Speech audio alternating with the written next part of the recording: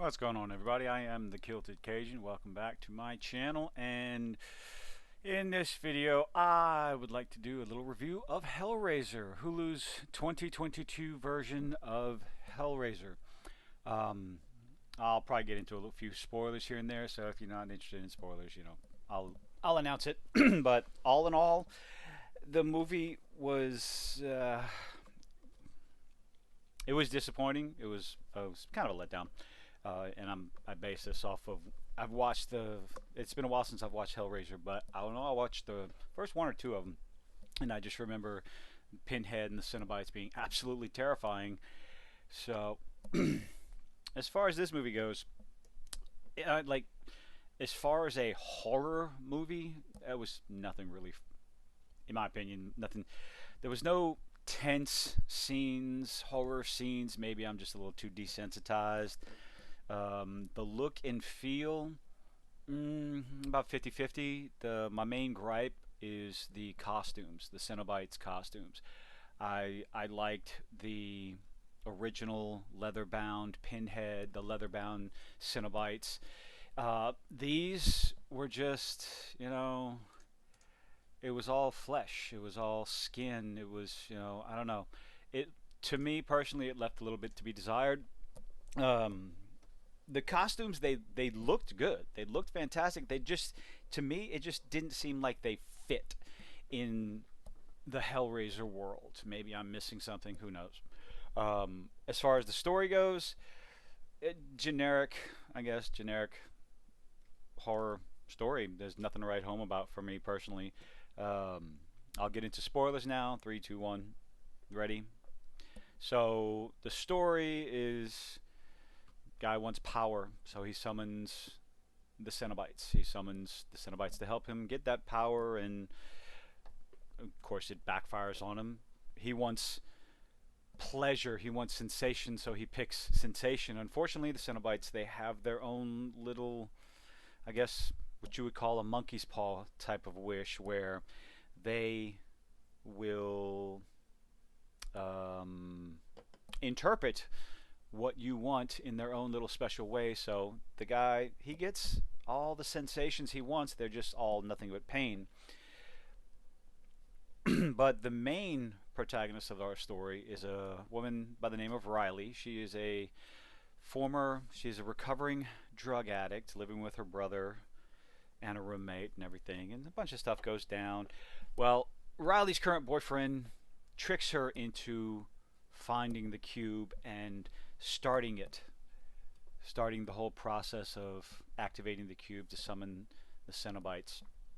And it goes through all the motions. Of course, her boyfriend ends up being a bad guy. She figures it out, and he gets sacrificed to the Cenobites later on in the movie.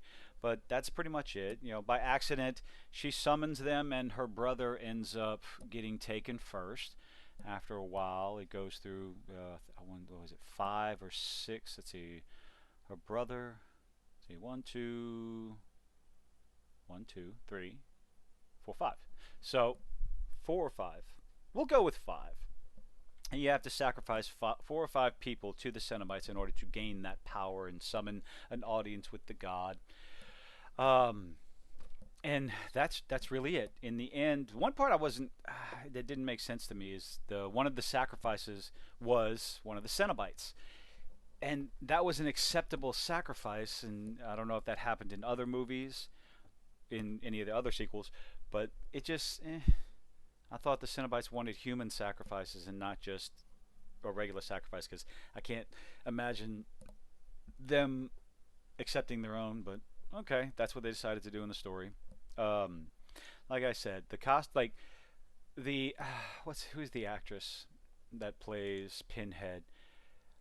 Uh, I think she did a pretty decent job. Is it Jamie Clayton? Is her name? Yes, Jamie Clayton, the actress that plays the female version of Pinhead.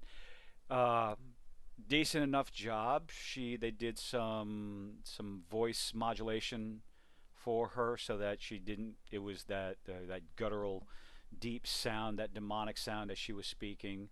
I think she did a fine job. The acting wasn't terrible. I will say that it wasn't cheesy. It was I think it was well done, But as far as being a Hellraiser movie, when I think about Hellraiser, I think of the skin stretching, the absolute grotesque skin, just blood curling body horror. And I found this to be lacking. Maybe it's because it was on Hulu, but when the chains come out, like the first scene you have where the chains drag you off, it was seen in shadow or in a blur. Later on in the movie, they did show a couple of parts where the skin's being torn off. Oh, it is a little creepy, but it's, again, maybe it's because I'm desensitized after, so many years, but it wasn't it wasn't soul shattering. It didn't feel grotesque to me. But that's really my number one gripe. As is this I guess a faithful continuation of the Hellraiser story? It could be. I think the original ones were better. What they did on the budget that they had at the time they were far more bloody and grotesque. So I don't know. I wouldn't recommend it. If you have Hulu, sure, give it a watch. This obviously not for kids, but maybe on this is my first movie review. I need to do more. I need to go watch the Munsters, but I wanted to sit down and watch Hellraiser. It came out yesterday at the time of this recording. But again, 2 out of 5 maybe. My first shot at rating something. Costumes good, horror lacking, very lacking. The look and feel, I think they could have done better. Tell me what you think. Tell me what you think in the comments. Leave a like, subscribe, share this with your friends. Shit Talk in the posts, and I will see you on the next one.